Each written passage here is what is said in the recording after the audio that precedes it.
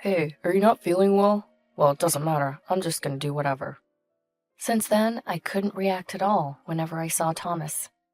I'm home. Huh? What about dinner?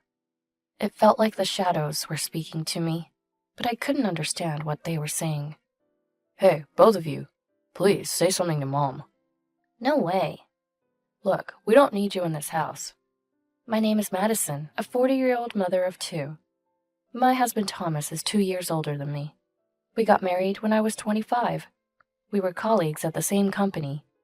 We started dating about a year after joining the company.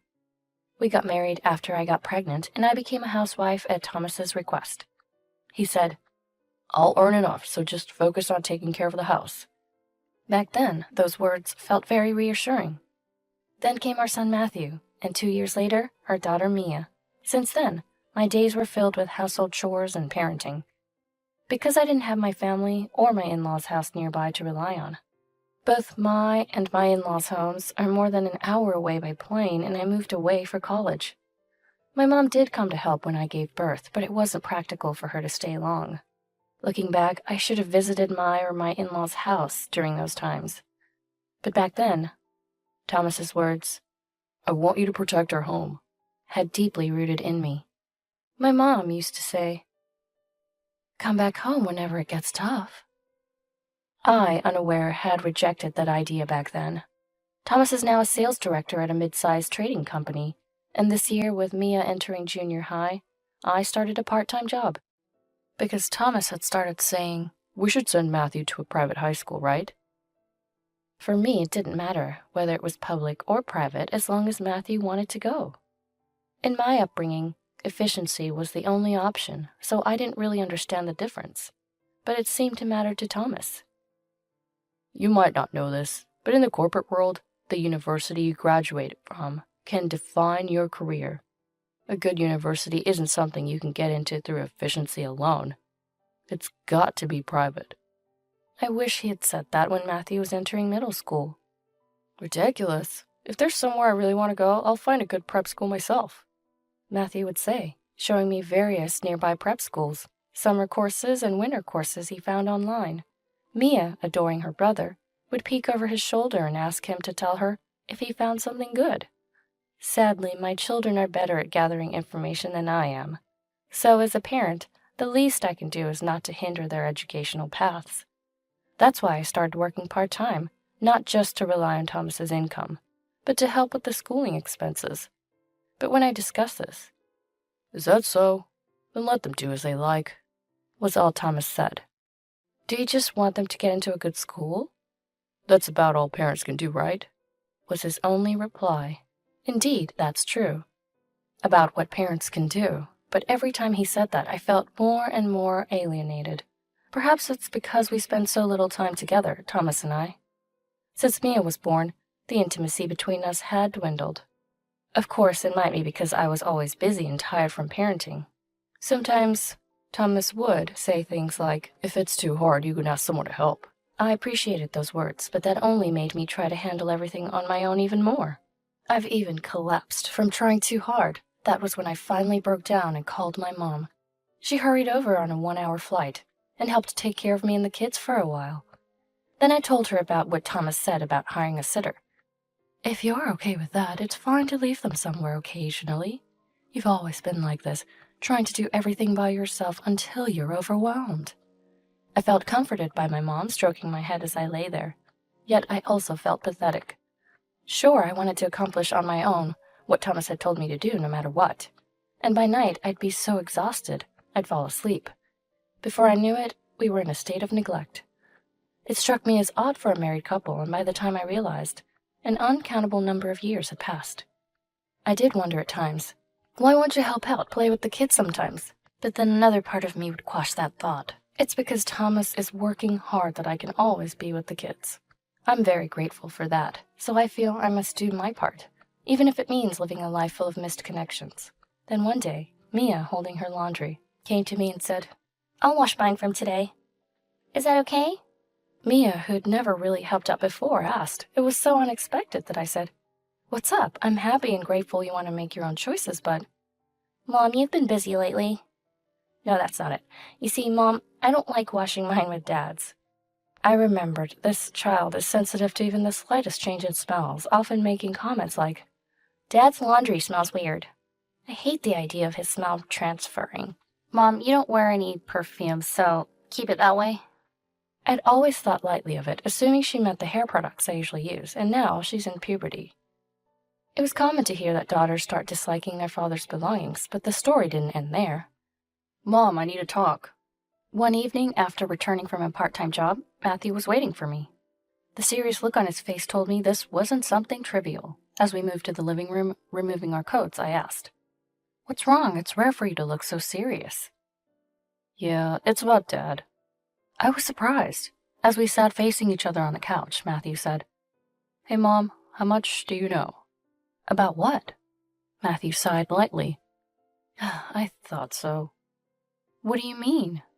Mom, you need to be calm and listen to me. Mia told me Dad's having an affair. What? An affair? I never imagined hearing such a word from the mouth of my 15-year-old. Mom, you really had noticed, had you? Well, Dad's always been all about work. Mom, please, face the reality. No matter how much of a workaholic Dad is, why haven't the four of us ever gone on a family trip together? Is his company that bad? But Dad's busy being a manager now. He is now, but before that, he was a department head. You know, there are kids in my class whose parents are always busy and rarely seen. But even so, they make up for it by taking them on overseas trips during the summer. What about us? Matthew had added. I fell silent. Thinking about it, he was right. I've been the one to take the kids to my parents' or the in-laws' house in the countryside for Christmas. We travel by plane, so we visit various places. There are decent tourist spots. So I thought that was enough, or maybe I was trying to convince myself. Dad's been irresponsible, I've always thought. That's not fair. He's supporting our livelihood. That's a parent's duty, right? What Mia and I are saying is, does he even care about you, Mom, and us? I felt like I was struck by lightning. So it had finally been said. And first off, Mia hated the smell of Dad's laundry. She realized it smelled like women's perfume. When? You know how she hangs out with friends on her days off? Even if she doesn't buy it, she looks at perfume testers, right? It changes, but the smell from Dad's laundry is usually that of women's perfume. Mia remembered the smells, being sensitive to them. And I have to apologize to you for something. What? I've been skipping cram school a few times, and then I followed Dad. What? You were out late at night?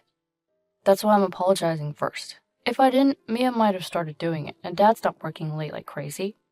Not exactly at closing time, but he leaves his company at like 7 p.m., and then there's a woman with him. A woman? They then head to the downtown area. Of course, I didn't have the guts to go any further by myself. Of course not, I exclaimed. Yeah, so that's all I can say, and I wanted to apologize to you, Mom. No. I shook my head vigorously. You're not to blame, but what comes next is an adult matter. Yeah, but remember this, me and I are on your side, Mom. Matthew stopped bringing it up after that, but honestly, I had a vague suspicion myself. I just didn't want to admit it. So I pretended not to see it, believing that was the way to protect this home. But it was the kids who couldn't bear it. This is not okay. I can't keep making the kids feel bad because of my selfishness. So I decided to hire a detective. The cost was more than I expected, but I think it was worth pouring my part-time job earnings into it. The results were as I imagined. As I looked at the evidence sent by the detective, I felt something inside me break. What had I been maintaining this family for, and for whom? I had thought that, though Thomas doesn't come home now, someday we could spend relaxed time together as husband and wife. Mom. How long had I been zoning out? There laid the documents I was looking at on my day off from my part-time job. I couldn't do anything until the kids came home. This... No. I covered the evidence with my body, trying to hide it from Matthew's view. Why? I want to know too. This is not for children to see. Come on, I'm 15 years old, you know? Still, no. Okay. Yes, that was definitely not okay, but what to do next? I couldn't settle my feelings. While I was hesitating, Thomas came home. Noticing him, I hid the envelope with the evidence in the kitchen cabinet. I'm home, When I saw him enter the room, huh? I involuntarily said, "What is this feeling?" I thought to myself. Sure, that's Thomas, my husband, but on the other hand, it's not my husband. No, it's not even human. Then what? Such thoughts circled in my head. My mind now comes to a conclusion. Ah, yes, this is something that shouldn't exist now. Hey, are you not feeling well? Well, it doesn't matter. I'm just gonna do whatever. Since then, I couldn't react at all whenever I saw Thomas. His figure gradually lost its outline, becoming just a vague shadow, so I learned about what happened after that mostly from Matthew or Mia. I unconsciously started avoiding the laundry basket with Thomas's clothes. I only made meals for 3, but it didn't immediately become a big issue, because after all, Thomas rarely came home early. However, one day, while the 3 of us were having dinner, "I'm home." "Huh? Where's the food?" "Hey, both of you, say something to Mom." "No." "Why do we have to say something to Mom for you?" Matthew addressed. "Look, this family doesn't need you, Dad." Then Mia took out her cell phone and started calling someone. "Hey, Grandma, it's Mia. He's here, come over quickly." Why is Mia calling my mom? Stop, it's too late now. Voices echoed. I just watched the scene unfold as if it were someone else's problem. About 10 minutes later, my parents and another man burst in. Mia had indeed called my mom, but so quickly. "What's going on?" "Mom, what happened?" "Oh, Madison, you've gotten so thin." Mom hugged me. Dad approached the kids, hugged their shoulders, and patted them. "Grandpa." There. Good job, Mia. We'll take care of it from here. Go to your rooms." "No, I want to say to Dad myself that he's the one who drove Mom to this." "Drove me to this?" "Hey, Mom, do you realize what state you're in?" "We called Grandma and Grandpa because you're broken." "Broken? Broken? What do you mean?" "Look, Dad, Mom doesn't think of you as a dad anymore." "Huh? Hey, Matthew, what are you talking about?" "Hey, Madison," my dad gently asked me, "how many people did you cook dinner for today?" "What are you talking about? There are 3 of us, so I made food for 3. Oh, did you not eat yet? Let me make something for you quickly." My mom stopped me as I started to get up. "It's not like that, Madison. I already ate, so you don't need to worry about me. I'm here to talk to this person." "This person?" I turned in the direction Mom was indicating. A vague gray shadow seemed to be moving. "Your kids, they sent this to our house." "Huh?" Dad presented an envelope I didn't recognize in front of me. "A detective?" "Yeah, you've forgotten that too, huh?" Mom's lament sounded painful, but I couldn't understand why she looked like she was about to cry. "That's your husband Thomas over there." The shadow stopped moving. "What do you mean, Madison?" The shadow seemed to be saying something to me, but the words entered my ears without making any sense in my head. "That's what I've been saying. Because of you, Mom is broken. She can't see you anymore." "Huh? Cut the jokes. Hey, Madison, you know who I am, right? Hey."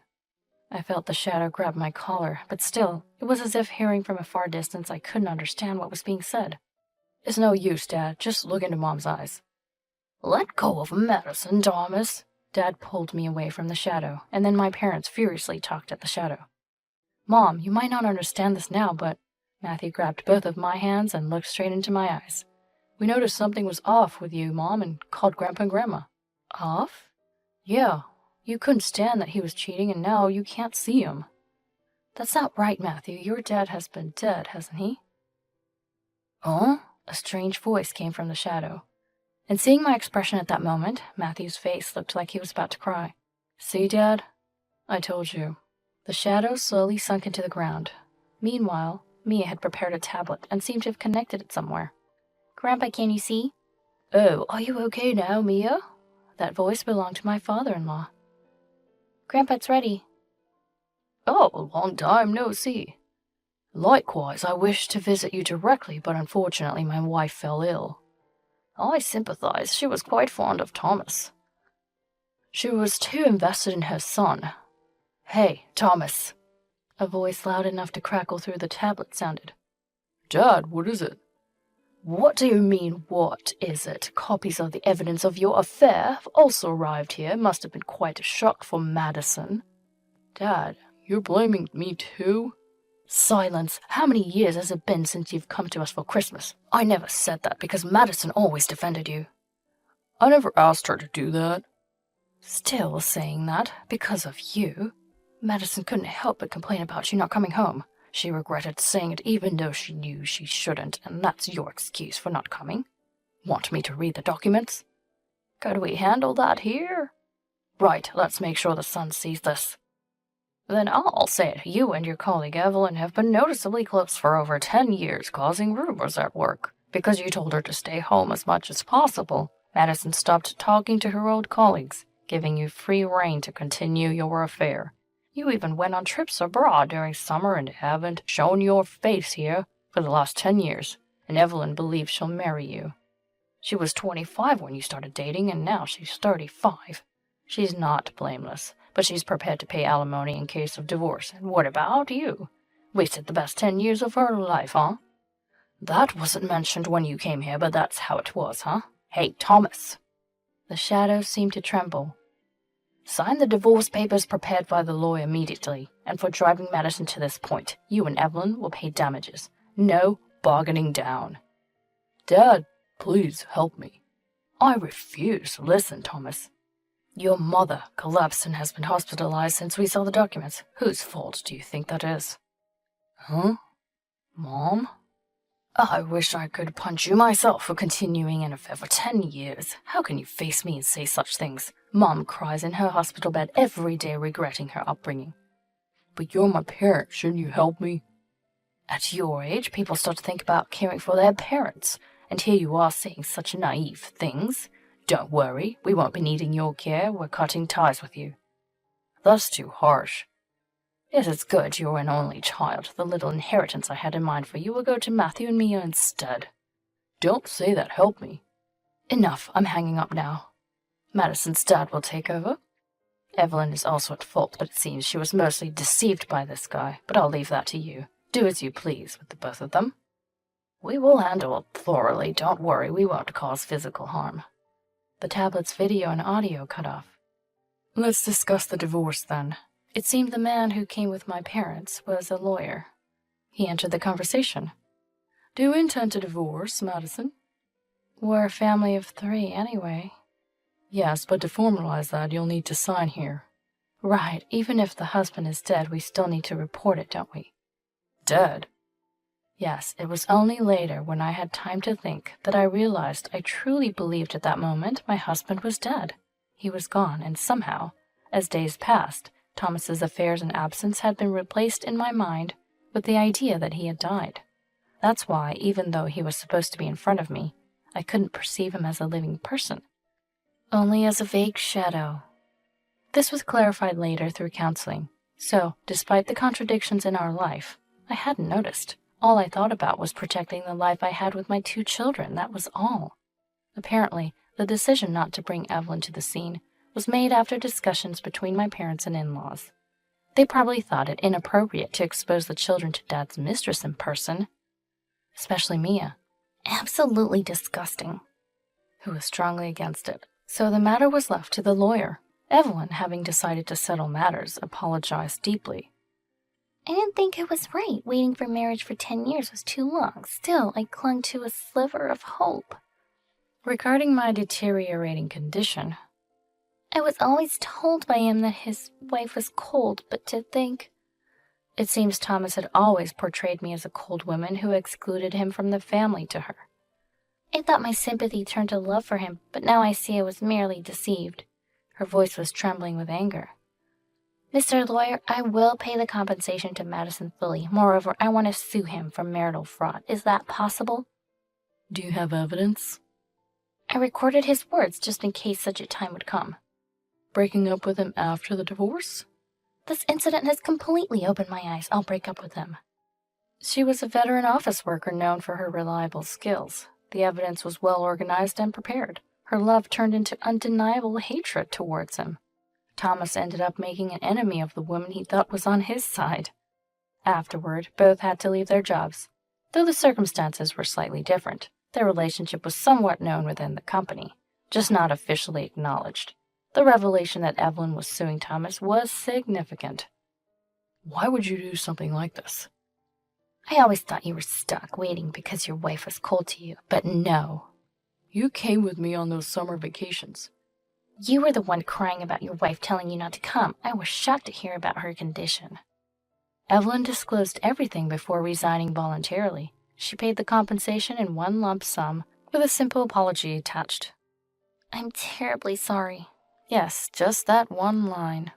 Thomas also ended up leaving his job, deemed unnecessary by the company due to the lawsuit. The compensation to me and child support for the kids were initially covered by in-laws, later to be deducted from his savings and assets. Considering his age and previous managerial position, it's uncertain what job he could find now. But that's no longer my concern. Since the day I confronted Thomas, I was hospitalized for checks and counseling, half for medical exams and half for mental health support. It was decided I had no issues other than those related to Thomas. I moved in with my children to my parents' house. I'm sorry for making you change schools at this time.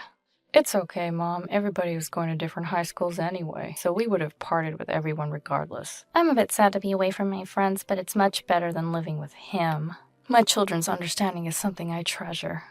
I continue counseling, benefiting from the absence of the source of stress. Once I'm a bit better, I plan to start working seriously for my children and myself.